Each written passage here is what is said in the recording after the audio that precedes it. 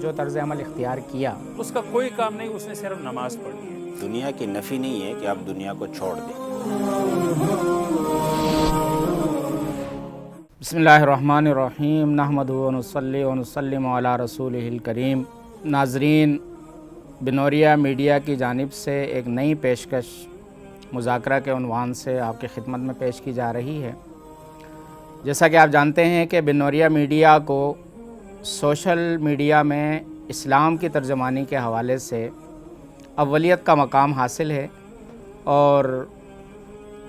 ہر اہم موقع پر، اہم ایشو پر بنوریا میڈیا کی طرف سے اور امت مسلمہ کو رہنمائی فراہم کی جاتی ہے۔ اسی سلسلے میں یہ ایک نیا پروگرام مذاکرہ کے نام سے ڈیزائن کیا گیا ہے، جس میں انشاءاللہ ہر ہفتے آپ کی خدمت میں حاضری ہوگی، اور اس میں میں ہوں آپ کا میزبان جہان یعقوب، اور میرے ساتھ جامعہ بنوریا کے استاذ الحدیث حضرت مولانا عزیز الرحمن عظیمی صاحب ہیں۔ آپ استاذ الحدیث ہونے کے ساتھ ساتھ علوم عقلیہ اور نقلیہ پر مہارت بھی رکھتے ہیں، اور اردو اور عربی ادب پر بھی اچھی دسترس رکھتے ہیں، حالات حاضرہ پر بھی اچھا مطالعہ ہے۔ ان کے ساتھ ہیں جامعہ بنوریا کے استاد حضرت مولانا مفتی سید فصیح اللہ شاہ صاحب، اور حضرت کا بھی خاص طور پر جو ایرا آف فیتھ ہے اور ایرا آف جو ہے عقلیات کے حوالے سے جو کام ہے، اس پہ حضرت نے بڑی جو ہے وہ محنت کی ہے، اور ایک مقام ہے ان کا۔ تو ہم ان حضرات سے جن موضوعات پر بات کریں گے وہ معاشرے کے برننگ ایشوز ہیں، وہ موضوعات کہ جن کی معاشرے میں انتہائی ضرورت ہے، لیکن بدقسمتی سے میڈیا میں ان کو اہمیت نہیں دی جاتی، اور اس حوالے سے ہماری نوجوان نسل خاص طور پر اور اکثر امت مسلمہ ایک قسم کے شک و شبے کا شکار ہے، اور وہ جو ہے وہ غلط فہمیوں کا شکار ہے، جس کی وجہ سے یہ مسائل مزید الجھ رہے ہیں، اور دن بدن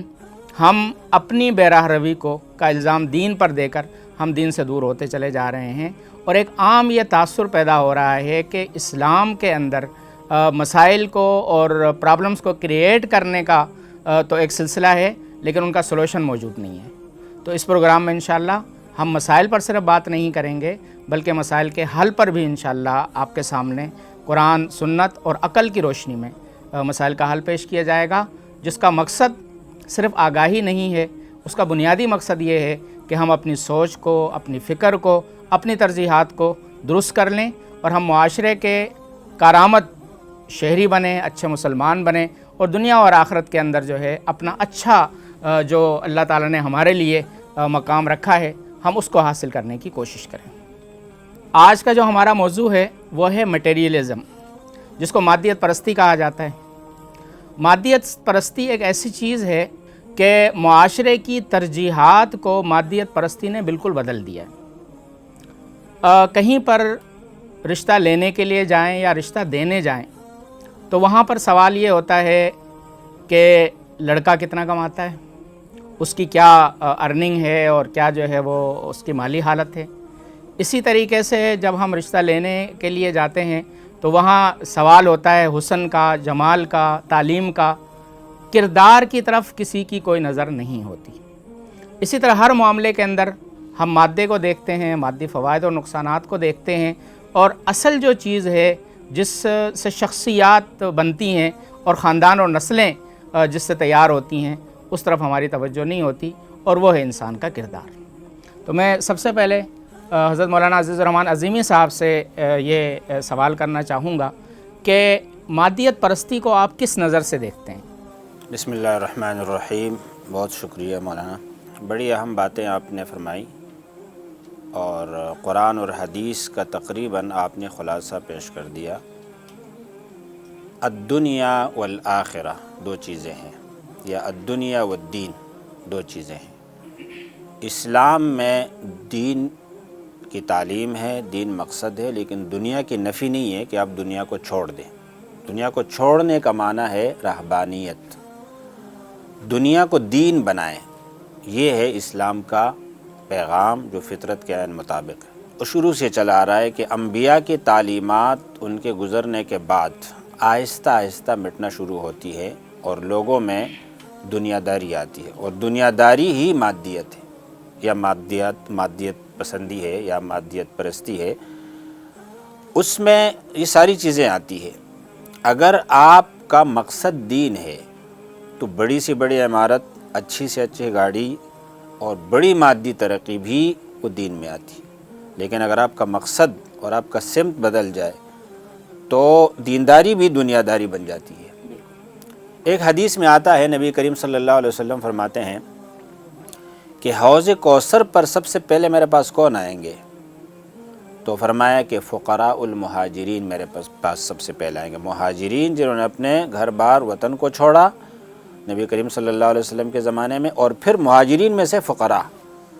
اور ان کی 4 علامتیں نبی علیہ السلام نے بیان فرمائی۔ الشعث رؤوسا، جن کے بال بکھرے ہوئے پراگندہ ہیں، تیل نہیں لگا سکتے، کنگھی نہیں کرتے، سلجھے ہوئے جیسے ہم جن کو سمجھتے ہیں اس طرح نہیں ہے غربت کی وجہ سے۔ اور دوسری بات یہ ہے کہ الدنس ثیابا، ان کے کپڑے میلے کچیلے ہیں۔ اور تیسری بات یہ بیان فرمائی ہے کہ لا ينکحون المتنعمات، خوشحال عورتوں سے ان کی شادیاں نہیں ہوتی، یعنی ان سے رشتہ وہ لوگ نہیں کرتے۔ اور چوتھی بات یہ ہے کہ لا تفتح لهم ابواب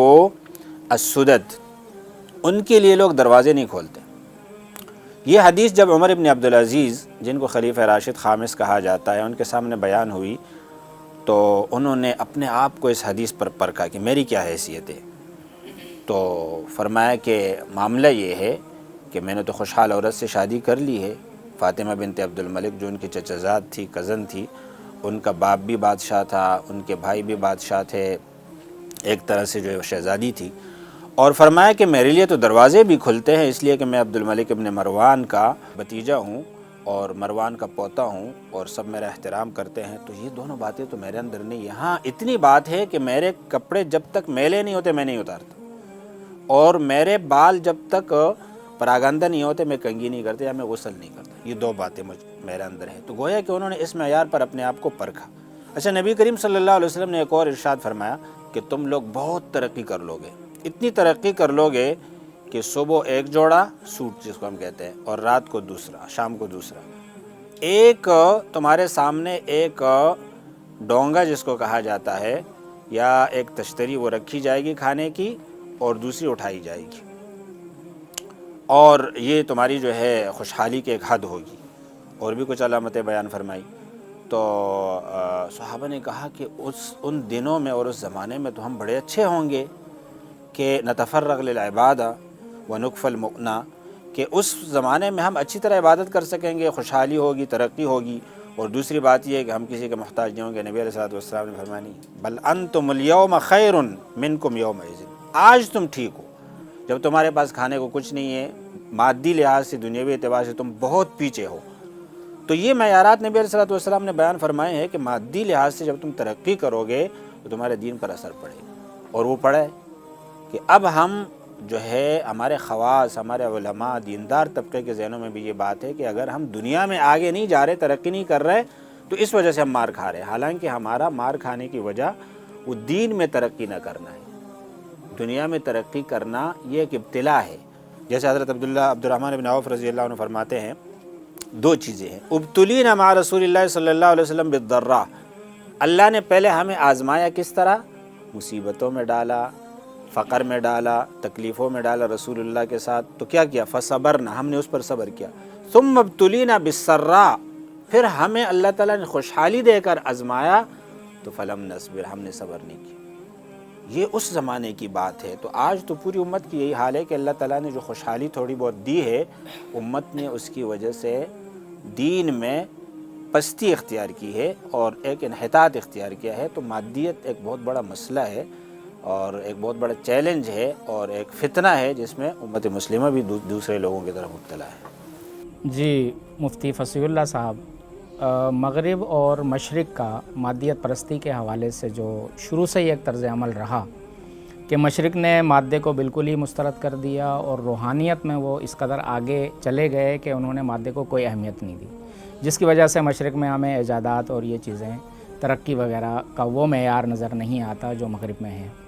دوسرا، مغرب نے مادے کو ہی خدا بنا لیا۔ تو یہ دونوں ہم دیکھتے ہیں کہ 2 الگ الگ انتہاؤں پر کھڑے ہیں۔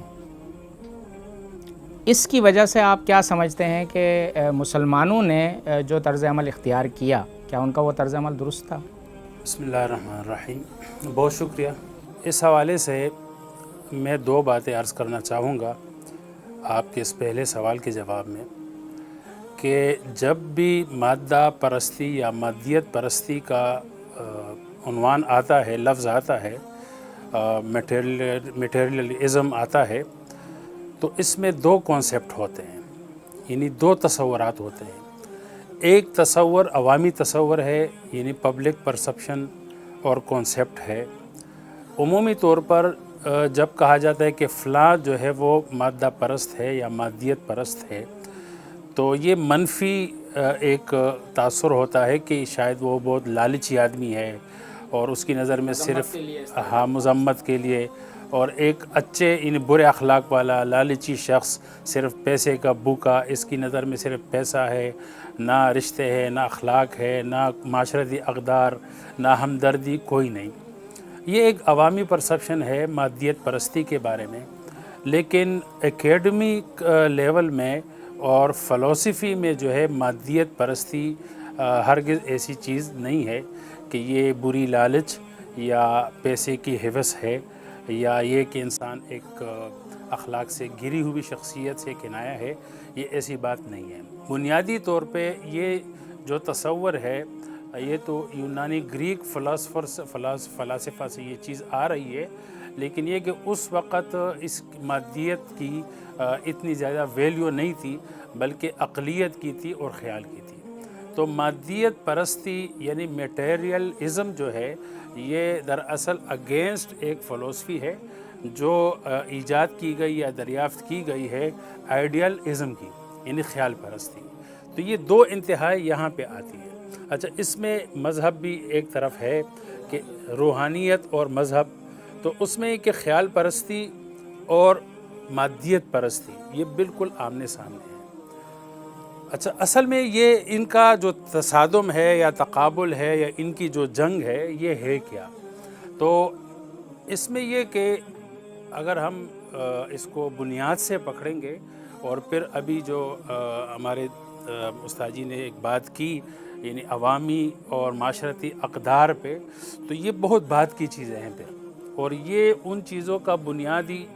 جو اختلاف ہے مادیت پرستی اور خیال پرستی کا، یا مذہب کی روحانیت کے ساتھ جو تصادم ہے، تو یہ اس کے سب کے نتائج ہے. یہ تو وجہ اس کی ہے کہ ہم نتائج پر یا آثار پر، اس پر تو یعنی ہم غور بھی کرتے ہیں، فکر بھی کرتے ہیں، اس کی اصلاح کی بھی کوشش کرتے ہیں، لیکن جہاں سے بیماری نے جڑ پکڑا ہے، تو اس جڑ کو ہمیں پہنچنا چاہیے اور ہمیں سمجھنا چاہیے. اور یہ بھی ہمیں دیکھنا ہے کہ کیا مطلق ایبسلوٹ مادیت پرستی یہ روحانیت اور اسلام، یعنی خصوصاً اسلام کے بالکل اگینسٹ ہے، یا یہ دونوں پہیے جو ہے یہ ایک گاڑی کے دو پہیے ہیں. تو یہ رخ بھی پہلو بھی ہمیں طے کر لینا چاہیے، کیونکہ عام طور پر جب بھی روحانیت کا نام آتا ہے تو اس کا مطلب یہ ہوتا ہے کہ بھائی نہ آپ کھاؤ نہ پیو، نہ رہبانیت کا جو کرسچینٹی میں ایک تصور روحانیت کا تھا تو وہ ذہن میں آ جاتا ہے. تو پھر عام عوام جو مسلمان بھی ہو تو وہ قبول کرنے کے لیے تیار نہیں ہوتا. اور مادیت پرستی کا جب لیبل لگتا ہے تو اس کا یہ مطلب ہوتا ہے کہ بھائی میں نہ نماز کے قابل ہوں، نہ حج کے قابل ہوں، نہ اللہ اور رسول کی اطاعت کا قابل ہوں، اور روحانیت کے میں ایک ذرے تک بھی نہیں پہنچ پا سکتا. تو اس میں بھی مایوسی ہو جاتی ہے دینی حوالے سے. تو یہ خیال پرستی اور مادیت پرستی یہ جو فلسفی میں یہ ہے کیا؟ دراصل اس میں ایک چیز کا اختلاف ہے دونوں کا، کہ خیال ذہن، سوچ، روح اور انسان کا جو اپنا سبجیکٹیو ایک شخصیت ہے، جس کو روح بولتے ہیں یا جسم لطیف بولتے ہیں یا نفس بولتے ہیں. اسی طرح جتنے بھی میٹا فزیکل ایگزسٹنس جتنی بھی چیزیں آتی ہے، چاہے وہ کائنات کے اندر ہے چاہے وہ کائنات کے باہر ہے، اس میں فرشتے بھی آتے ہیں، اللہ کی ذات بھی آتی ہے، یہ ساری چیز جتنا میٹا فزیکل چیزیں ہیں وہ سب چیزیں آتی ہیں. تو کیا یہ مادے سے ایک آبجیکٹیو چیزیں ہیں، یعنی الگ سی چیزیں ہیں؟ تو اس میں فلاسفہ کا، قدیم فلاسفہ کا یہ وہ تھا، نظریہ تھا، تھیوری تھی کہ یہ مادے سے پہلے کی وجودی چیزیں ہیں اور مادہ بعد میں وجود میں آیا ہے. مٹیریلزم جب وجود میں آیا اور اس کے مقابلے میں تو انہوں نے بالکل ان کے وہ کیا، ان اگینسٹ کہا کہ مادہ پہلے ہے، مادے کا وجود پہلے ہے، باقی یہ جو خیال ہے، شعور ہے، ارادہ ہے، مشیت ہے، اور جتنی بھی چیزیں ہیں یا انسانی صلاحیتیں، اخلاقیات، اقدار، اور یہاں تک کہ قوانین فطرت، نیچرل لاز، یہ ساری چیزیں جتنی بھی ہیں یہ صرف مادے کے بالکل وہ ہے،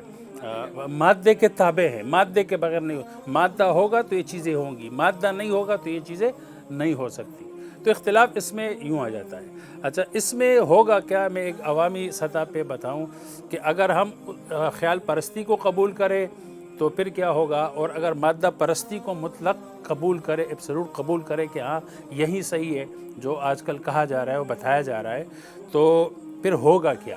اس میں ہمیں سب سے پہلے جو نقصان ہوگا وہ یہ کہ اللہ کی ذات کا انکار کرنا پڑے گا۔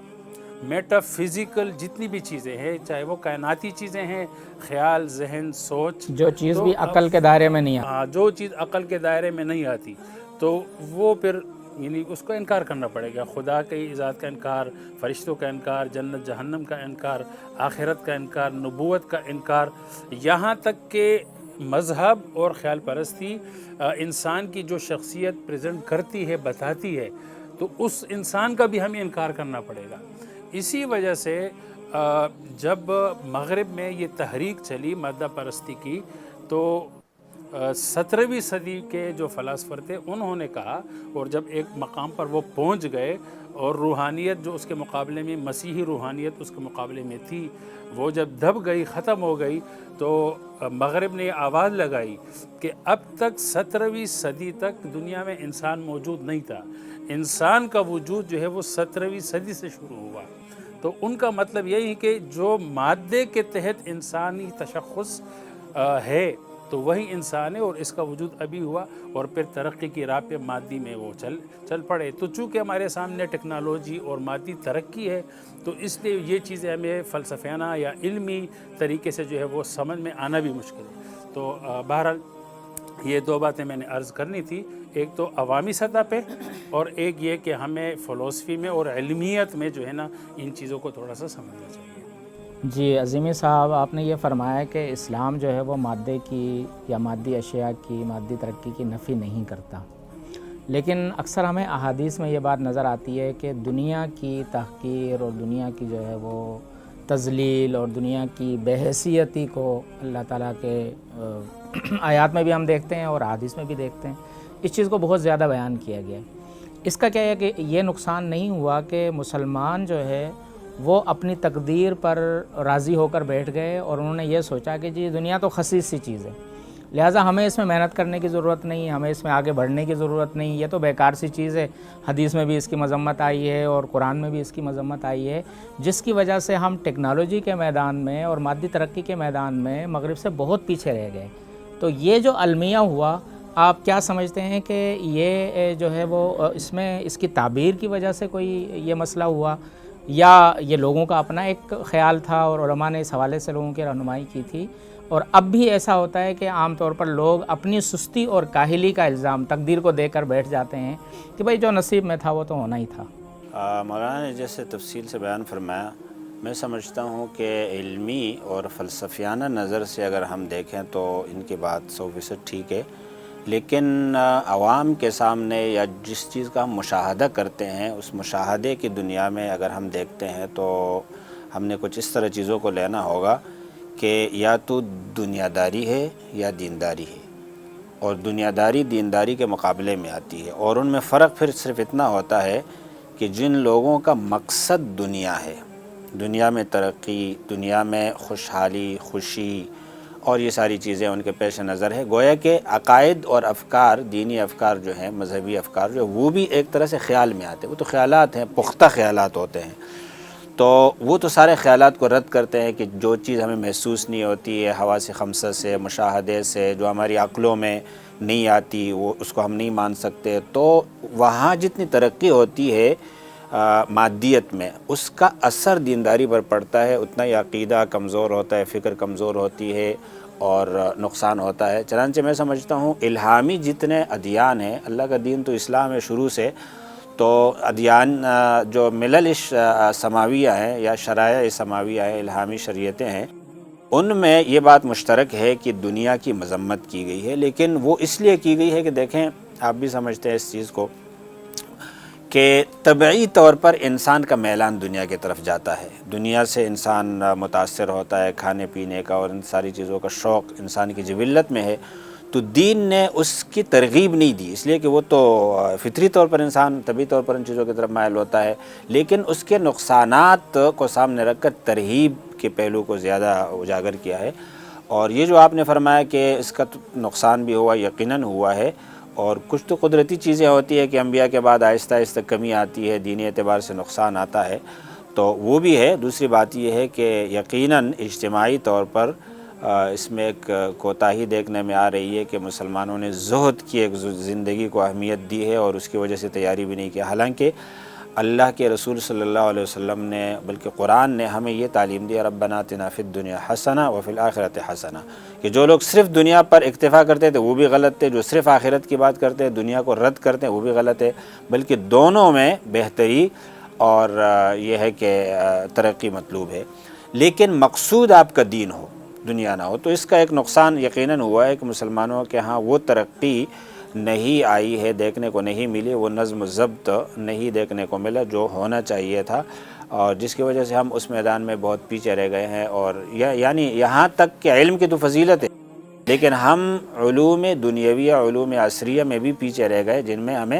ہم نے کسی زمانے میں دنیا کی قیادت کی ہے، لیکن اب ہم اس میں کافی پیچھے رہ گئے ہیں، تو ایک کمی بہرحال دیکھنے کو مل رہی ہے۔ اس کے مختلف اسباب، ہر مفکر کا اپنا ایک زاویہ نظر ہوتا ہے، لیکن یہ چیزیں بہرحال آپ درست فرما رہے ہیں کہ کمی دیکھنے کو مل رہی ہے مسلمانوں میں بھی، کہ انہوں نے ان دونوں چیزوں میں بیلنس نہیں رکھا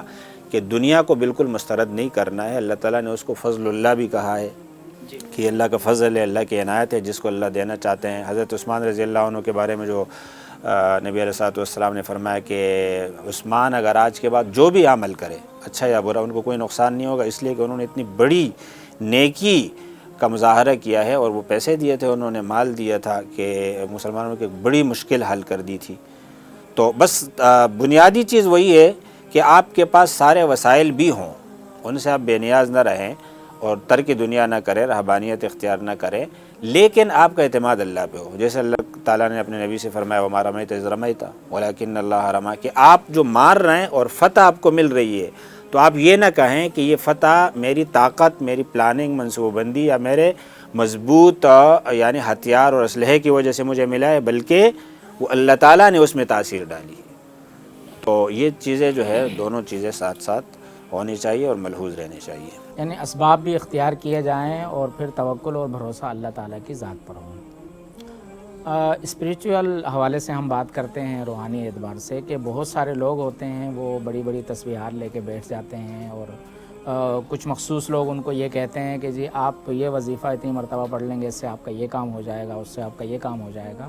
جس کی وجہ سے باوجود اس کے کہ اسباب پر وہ قادر ہوتے ہیں، اس کے باوجود وہ اس پہ کوئی عمل نہیں کرتے۔ تو مفتی فصیح اللہ صاحب اس حوالے سے آپ بتائیں کہ کیا یہ چیز ہمارے پاس اہل کتاب سے تو نہیں آئی، کہ ان کے ہاں جو رہبانیت تھی اس کا کوئی جو ہے کچھ اثر یہاں ہمارے اندر ہو گیا ہے اور ہماری روحانیت کچھ ان سے متاثر ہے؟ جی، میں دو باتوں کو تھوڑا سا، ایک تو آپ کی اس بات کو آگے بڑھاؤں گا اور دوسرا اپنے استاد محترم کی بات کو آگے بڑھاؤں گا۔ جو کہا جاتا ہے کہ ہم روحانیت کے پیچھے لگ گئے یا دین کے پیچھے لگ گئے تو دنیا رہ جائے گی، اور دنیا کے پیچھے لگ جائیں گے تو پھر دین رہ جائے گا، روحانیت رہ جائے گی، تو اس میں بنیادی طور پر اصل میں ہمیں تھوڑا سا میٹیریلزم کو ہمیں سمجھنا ہے، مادیت پرستی کو۔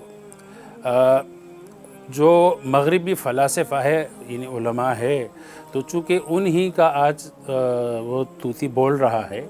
وہ جو کہیں گے تو وہی حقیقت ہے، وہی علم ہے،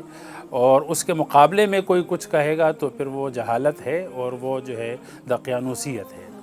لیکن وہ لوگ بھی ایسے نہیں ہیں کہ اگر وہ سائنٹسٹ بن گئے یا ترقی کے اعلیٰ معیار تک پہنچ گئے یا فزسٹ بن گئے یا چاند تک، مریخ تک پہنچ گئے، تو اس کا یہ مطلب نہیں کہ وہ امانت و دیانت کے اعلیٰ معیار پر بھی قائم ہے، اور اس میں وہ کرپشن نہیں کریں گے. تو اس میں اچھی خاصی کرپشن کرتے علمی سطح پر بھی وہ لوگ، اور پھر ان غلط فہمیوں کی وجہ سے ہمارے لیے ایک تانا بن جاتا ہے، اور پھر جو ہے وہ تانے دیتے دیتے ہمارے لیے اہل مذہب کے لیے جو ہے وہ دنیا میں آگے بڑھنا مشکل ہوتا ہے، اور دنیا میں آگے بڑھنے والوں کے لیے جو ہے وہ مذہب کو ساتھ چلانا مشکل ہوتا ہے. تو اس میں میٹیریلزم کو ہمیں ایک ہے میتھڈولوجیکل میٹیریلزم اور ایک ہے فلسفیکل میٹیریلزم. جو میتھڈولوجی ہے اس کا یہ مطلب ہے کہ مادے کو کسی یعنی مادے ہی کے میتھڈ میں استعمال کرنا. اچھا، یہ اسلام سے بالکل بھی متصادم نہیں ہے، بلکہ احادیث مبارکہ میں ہمیں اس کی جو ہے نا کئی مثالیں ملتی ہے. جس طرح حضرت نے مثالیں دی کہ حضرت عثمان رضی اللہ تعالیٰ عنہ جس نیکی کے مقام تک پہنچ گئے، روحانیت کے جس مقام تک پہنچے، تو وہ دراہم اور دینار جو مادہ تھے وہ اللہ کے راستے میں دیا، تب پہنچ گئے. اب دیکھیں روحانیت اور مادیت دونوں جمع ہو رہی ہے. وجہ اس کی ہے کہ انہوں نے ایک مادی میتھڈ طریقہ کار کو استعمال کیا روحانیت کے لیے، تو اگلے درجے تک، اعلیٰ درجے تک پہنچ گئے. حضور علیہ السلام کی ایک حدیث ہے جو کتاب الطب میں اکثر حدیث کی کتابوں میں آتی ہے کہ اللہ نے ہر جو بھی بیماری اللہ کی طرف سے آتی ہے تو اس کے لیے اللہ نے کوئی نہ کوئی شفا کی چیز دوا نازل کی ہے. اچھا، وہ دوا ہے، وہ شفا ہے. اب وہ دوا اور شفا حضور نے فرمایا، صحابہ کو بھی فرمایا. اس پر جو ہے وہ مسلم میڈیکل کے جو ماہرین تھے ہمارے عروج کے دور میں، انہوں نے بھی اس پہ کافی کام کیا. اب آپ خود سوچیں کہ انہوں نے بیماریوں کے لیے جو شفا ڈھونڈی ہے تو وہ چیزوں میں ڈھونڈی ہے، وہ نباتات میں ڈھونڈی ہے، وہ یعنی میٹیریل میں ڈھونڈی ہے، یعنی یہ جو مادی چیزیں اس میں ڈھونڈی ہے. اس میں یہ طریقہ ہوتا ہے کہ یعنی میٹیریل میتھڈ کو استعمال کرتے ہوئے. آپ کی اس بات کے لیے ایک لقمہ دوں گا کہ وہ جو ایک حدیث میں آتا ہے نا کہ لوگ داغ لگوائیں اور تطیر کریں گے، یعنی جہاں پر کوئی مادہ نہیں ہے اور لوگوں نے ایک توہم کی بنیاد پر کہیں سے علاج کرا ہے تو اس کی مذمت ہے. وہی بات ہے کہ بھائی مادی چیزوں سے آپ علاج کرائیں، اس کی زیادہ اہمیت ہے. ہاں جی بالکل. تو اس میں یہ دیکھیں نا، صحابہ کرام نے بھی طب میں کئی صحابہ حکیم تھے، طبیب تھے، کئی تابعین طبیب تھے، بڑے بڑے لوگ مسلم طبیب گزرے ہیں. تو اب آپ خود سوچیں، جب انہوں نے یعنی حضور علیہ السلام کی اس ارشاد اس حدیث کے تناظر میں چیزوں میں جب شفا ڈھونڈی، تو مادی میتھڈ کو استعمال کرتے ہوئے یہ ہوتا ہے کہ اس میں پھر آپ نے خدا کو نہیں دیکھنا ہے. یہ نہیں کہ وہ چیزوں میں غور کرتے تھے، تحقیق کرتے تھے، ریسرچ کرتے تھے، لیبارٹری میں لا کر اس میں جو ہے وہ چیزوں کی تاثیر اور اسباب دیکھتے تھے کہ کون سی بیماری کے لیے کون سی چیز مفید ہے، اور اس میں وہ اللہ کو ڈھونڈے. تو پھر یہ ہے یعنی میتھڈولوجیکل میٹیریلزم. تو اس کو باقاعدہ طور پر استعمال کیا جاتا ہے. اور ہمارے عروج کے زمانے میں، ترقی کے زمانے میں جتنے مسلم فلاسفہ گزرے ہیں، جتنے مسلم فزسٹ گزرے ہیں اور کیمسٹ گزرے ہیں، تو مغرب کو بھی تو یہ ساری چیزیں ہم سے ملی ہے، اور مادے میں ہم نے جو ہے نا یہ ساری ریسرچ کی ہے، تحقیقیں کی ہے. جب تک کہ فرانس کے جو بادشاہ ہوتے تھے وہ مہمانوں کے سامنے کھڑے ہو کر اپنے دربار میں جو ہے پیشاب کرتے تھے، یعنی ان کے ہاں جو ہے وہ لیٹرین ابھی تک ایجاد نہیں ہوئی تھی. لیکن ہمارے ہاں جو ہے یعنی یہ چیزیں یعنی مادے پر جو تحقیق تھی یہ یونیورسٹی کے لیول تک جو ہے وہ پڑھائی جاتی تھی، اور فرانس کے شہزادے آ کر ہمارے ہاں سے ڈگری حاصل کرتے تھے. اچھا، دوسری چیز ہے وہ ہے فلسفیکل میٹیریلزم. اب یہ جو ہے نا یہ تھوڑی سی وہ خطرناک چیز ہے. یہ کوئی میتھڈ نہیں ہے، یہ کوئی طریقہ کار نہیں ہے مادے کے استعمال کا، بلکہ یہ بھی خود ایک آئیڈیالوجی ہے، جس طرح کہ مذہب ایک آئیڈیالوجی ہے. یعنی یہ وہ پوزیشن ہے کہ جس میں مادے پر تحقیق کرتے ہوئے یا مادی میتھڈ کو استعمال کرتے ہوئے پہلے سے طے ہوتا ہے کہ بھائی ہم نے میٹا فزیکل کا انکار کرنا ہے. اگر میٹا فزیکل کی طرف کوئی اشارہ بھی جائے گا تو وہ قابل قبول نہیں ہوگا، وہ ہماری لیبارٹری میں اور ہماری ریسرچ قلم اور کاغذ کے تحت نہیں آئے گا. اب یہ چیز جو ہے نا، یہ چیز اور پہلی جو قسم ہے، یہ ہمارے جو مغربی فلاسفہ ہے اور علماء ہیں یہ دونوں مکس کر لیتے ہیں، اور پھر اس کو جو ہے وہ چونکہ پبلک ان کو سنتی ہے تو پھر ہمارے علماء کو پھر بتانا سمجھانا مشکل ہوتا ہے کہ ہمارے ساتھ ہو کیا رہا ہے. اگر ہم دنیا بتائیں تو پھر دین رہ جائے گا، دین بتائے تو حالانکہ مطلب یوں سمجھے کہ یہ ان کی خیانت ہے. اور سائنس میں، فلسفی میں بھی، یعنی میٹیریلزم میں بھی ان کا ایک کرپشن ہے. تو اس کرپشن کو ہم نے سمجھنا ہے. انشاءاللہ پھر ہم کسی بھی کنفیوژن کا شکار نہیں. تو اس کا مطلب پھر یہ ہم سمجھ سکتے ہیں کہ وہ جو یہ کرپشن کر رہے ہیں ایک سوچے سمجھے مقصد کے تحت، تو اس کا مطلب یہ کہ مادیت پرستی بھی ایک مذہب بن گئی ہے. جی میں نے کہا نا یہ ایک آئیڈیالوجی ہے، یہ تو ابھی ایک مذہب ہے، یہ خود ایک آئیڈیالوجی ہے. جس طرح اسلام ایک آئیڈیالوجی ہے، کرسچینٹی یعنی ایک ہر مذہب ایک آئیڈیا ہے، خیال ہے. دوسری جو آپ نے بات کی کہ روحانیت کے حوالے سے، تو روحانیت چونکہ یہ جو میٹیریلزم جب ایجاد ہو رہا تھا، یعنی اس میں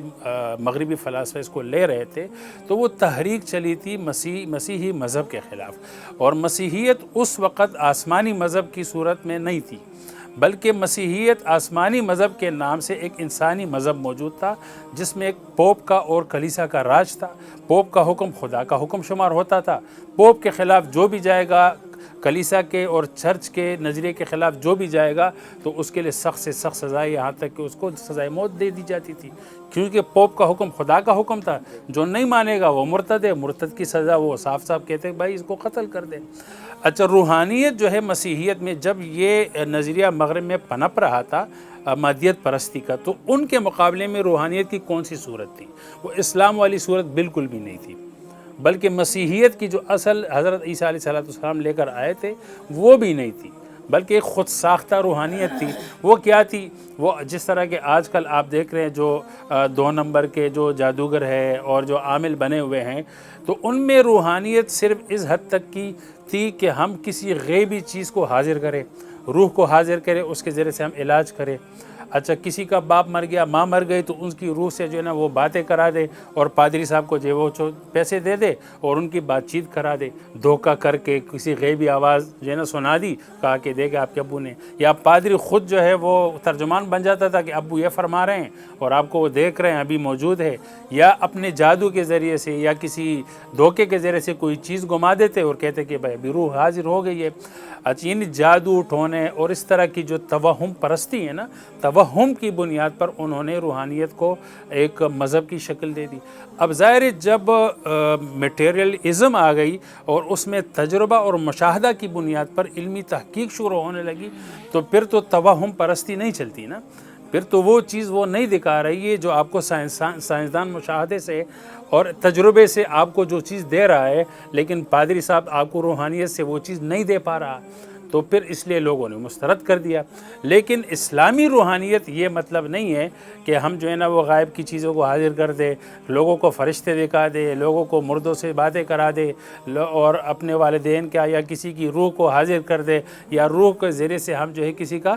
علاج کر دے. روحانیت یہ ہے اسلام میں کہ ہم کسی بھی کیفیت میں ہو، کسی بھی صورت میں ہو، چاہے وہ ہم آسودہ حال ہو یا فرسودہ حال ہو، چاہے ہم جو مالی حیثیت اچھی ہو یا بری ہو، ہر صورت میں اللہ اور رسول کی اطاعت ہو، یہ روحانیت ہے. یہاں تک کہ مفتی محمد تقی عثمانی صاحب دامت برکاتہم العالیہ کا میں نے ایک بیان سنا، اور انہوں نے کہا کہ ہمارے حضرت شیخ فرماتے تھے کہ وہ شخص جو اعتکاف میں بیٹھا ہوا ہے یا نماز کے انتظار میں، ایک نماز سے دوسری نماز کے انتظار میں وہ بیٹھا ہوا ہے اور اس کا کوئی کاروبار کام کاج نہیں، وہ فارغ ہے اور وہ نماز کے لیے مطلب تکبیر اللہ کے انتظار میں ہے، یعنی اس کا کوئی کام نہیں، اس نے صرف نماز پڑھنی ہے. ایک اور شخص ہے جس کی بازار میں دکان ہے اور وہ صبح سے شام تک دکان میں مصروف ہے، لیکن جیسے ہی اذان ہو گئی اس نے دکان بند کر دی یا کسی کے حوالے کر دی، آ کر وضو کیا اور صف میں بیٹھ گیا اور تکبیر اللہ کے ساتھ اس نے نماز پڑھی. تو کہا کہ تکبیر اللہ کے ساتھ اس شخص نے بھی نماز پڑھی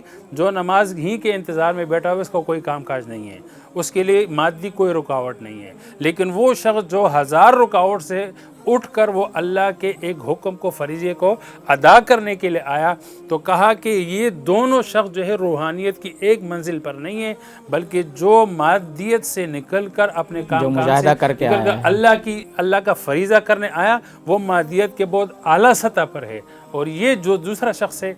روحانیت کی سطح اچھی سطح پر ہے، لیکن اس سطح پر نہیں ہے جس نے مادیت سے نکل کر اللہ کی مولانا نے جو فرمایا میرے خیال سے اس میں ہم یہ کہہ سکتے ہیں، آپ کا کیا خیال ہے کہ یہودیت یا عیسائیت سے ہمارے ہاں جعلی عامل نہیں آئے یا عملیات نہیں آئے، بلکہ شیطان تو میرے خیال سے ایک ہی ہے نا، مغرب اور مشرق دونوں میں گھومتا پھرتا ہے، تو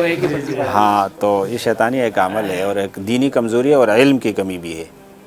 علم سے جہاں رشتہ کمزور ہوتا ہے تو پھر یہاں اس طرح کی جعلی چیزیں اٹھتی ہے اور قبول بھی ہوتی ہے۔ اب ہم سمیٹتے ہیں اپنی گفتگو کو۔ آج کی گفتگو کا خلاصہ یہ ہے کہ ایک تو نظریے کے طور پر مادیت ہے اور اس کے مقابلے میں روحانیت ہے یا آئیڈیلزم ہے، اس نظریے سے ہٹ کر اس وقت غیر محسوس طور پر پوری دنیا اور دنیا کا ہر فرد، ایک چھوٹے بچے سے لے کر ایک 70 سال 80 سال کی عمر کے آدمی تک، سارے کے سارے لوگ غیر محسوس طور پر مادیت کا شکار ہیں، اور ہر شخص ہر چیز کو مادیت کے زاویے سے دیکھ رہا ہے اور اسی دوڑ میں آگے بڑھنے کی کوشش کر رہا ہے۔ اللہ نے واضح لفظوں میں قرآن میں کہہ دیا ہے، الا بذکر اللہ تطمئن القلوب، دلوں کو جو سکون ملے گا وہ اللہ کے احکام کو ماننے سے ملے گا۔ اسی پر ہم آپ سے اجازت چاہتے ہیں، اگلے پروگرام میں انشاءاللہ پھر حاضر ہوں۔